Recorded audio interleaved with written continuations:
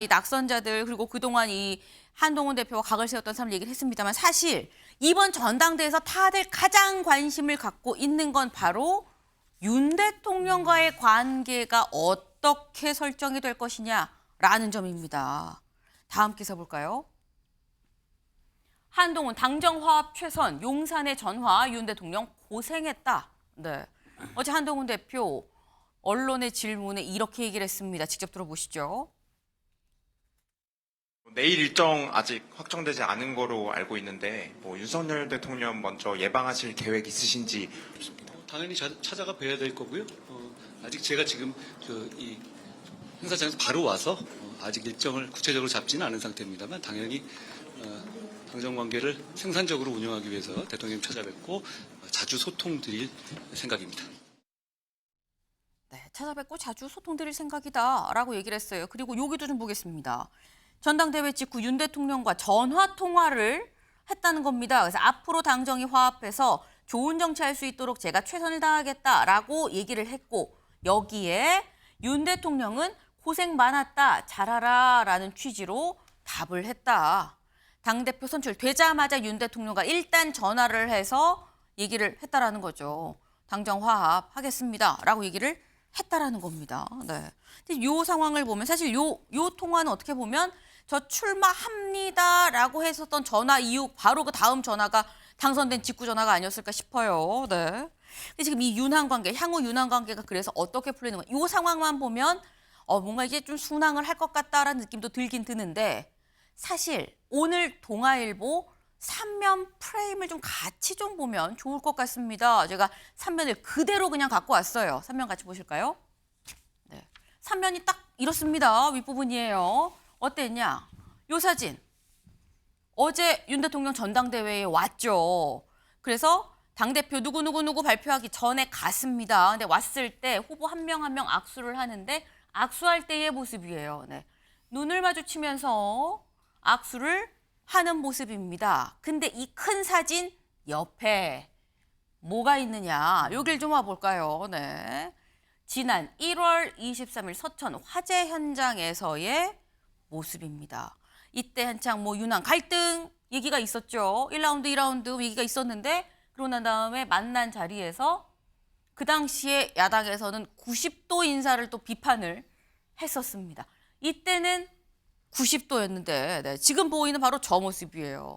90도 인사하고 어깨 툭툭이었는데 어제는 물론 인사를 안 한 건 아니에요. 숙였어요. 숙였지만 90도 깊이는 아니었다라는 겁니다. 네.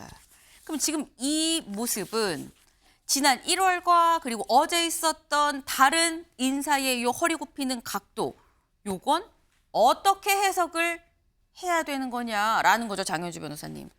글쎄요, 이제 허리 각도만 가지고 모든 관계를 설명하기는 어려울 겁니다. 네. 그렇고 또 저 화면 자체가 또 우연히 저렇게 됐을 수도 있는 우연일 수도 것이겠지만, 있죠. 네. 그렇지만 또 보는 국민들께서는 또 많은 생각할 수밖에 없는데요. 왜냐하면 저 두 분의 관계에 대해서 그리고 지난 총선 과정 속에서 빚어왔던 갈등 양상들을 이제 모든 국민들이 다 알고 계시는 상황에서 저런 인사의 허리 각도라든지 저 눈빛을 봤을 때는 또 다른 해석도 가능하게 합니다.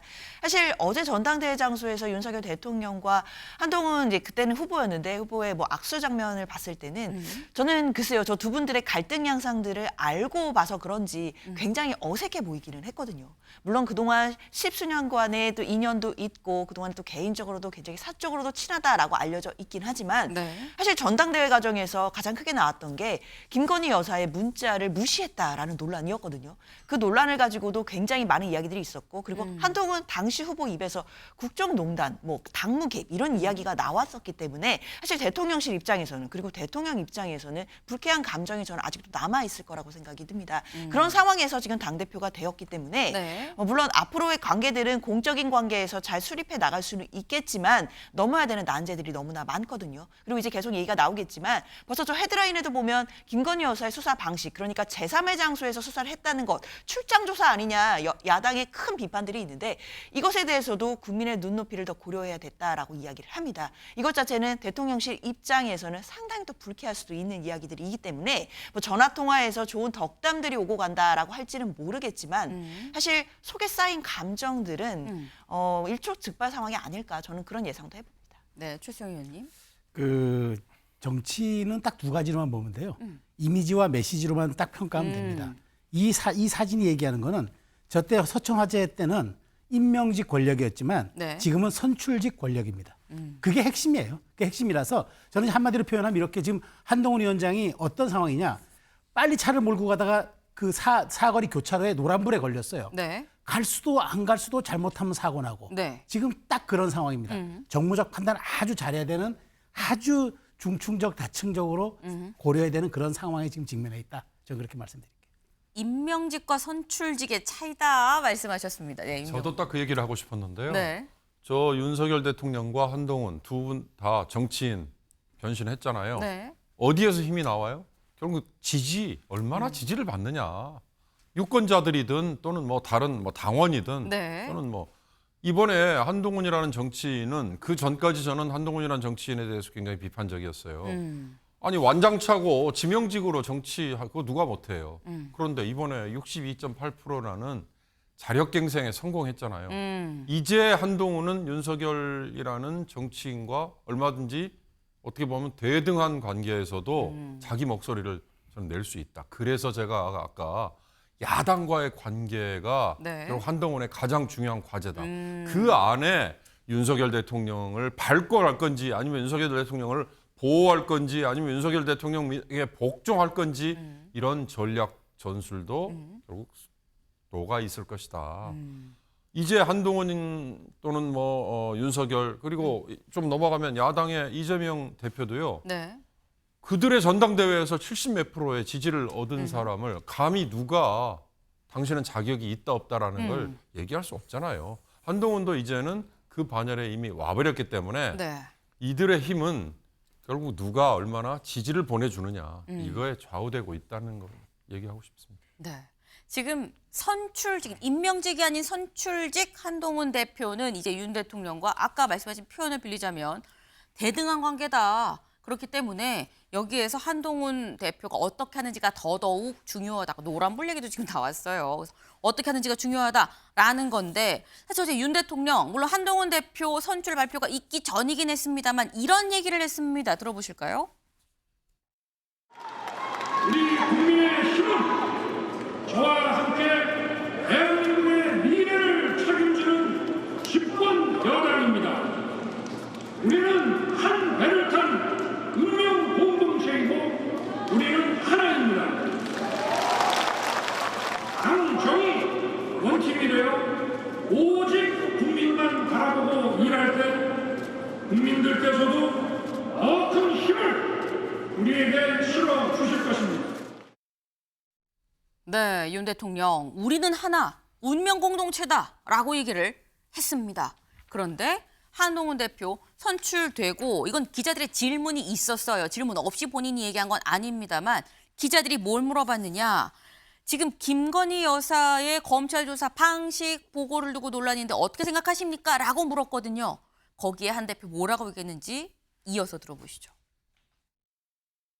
그동안에 이 조사가 미뤄지던 것을 영부인께서 결단하셔서 직접 대면 조사가 이루어졌잖아요. 그러니까 검찰이 공정하고 신속하게 결론을 내야 한다고 생각합니다. 다만 검찰이 수사 방식을 정하는 데 있어서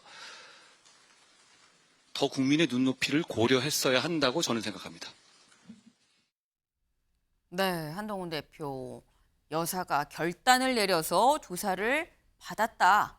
다만 이라면서 국민 눈높이를 좀 고려를 했었으면 했다라고도 뒤에 덧붙였습니다. 네. 근데 사실 아까 잠깐 얘기가 나왔습니다만 오늘 저녁에 윤 대통령하고 같이 이제 만찬 자리도 신임 지도부 다 뭐 낙선자 포함해서입니다만 만찬 자리가 마련이 돼 있는데 지금의 이 얘기는 이동석 위원님. 네. 사실 아까는 뭐 전화 통화하고 뭐 그래 뭐 고생 뭐 잘하세요라는 얘기도 있었고 분위기 좋았던 것 같거든요. 근데 요 얘기는 윤한 관계가 지금 어떤 관계냐, 어느 정도의 수위냐, 어떻게 보십니까? 지금 당 대표로서 할 수 있는 말을 한동훈 대표가 할 수 있는 거고요. 그리고 앞으로도 한동훈 대표는 이런 발언을 서슴지 않을 것이다. 이런 거를 어느 정도 의미한 것으로 저는 해석을 하고 있어요. 네. 지금 사실 오늘 만찬이 예정돼 있습니다. 네. 지금 낙선자들을 포함해서 전부 다 제가 볼 때는 한 10대 명 정도 될 것 같은데 사실 오늘 만찬이 조금 아쉬운 부분이 있다면 15명을 대통령께서 만나서 얼마나 많은 대화를 할 수 있을까요? 저는 이 모든 대통령과 지금 한동훈 대표의 갈등설에 대해서 어느 정도 풀기 위해서는 저는 이런 모습도 굉장히 좋을 것 같아요. 만찬 직전에 한동훈 대표만 용산으로 네. 들어와서 자, 1대1 한번 대화 한번 해보자. 이런 모습을 자주 내비쳐야 됩니다. 저도 이제 대통령실에 있었지만 당대표와 대통령 이런 회동은 굉장히 많아요.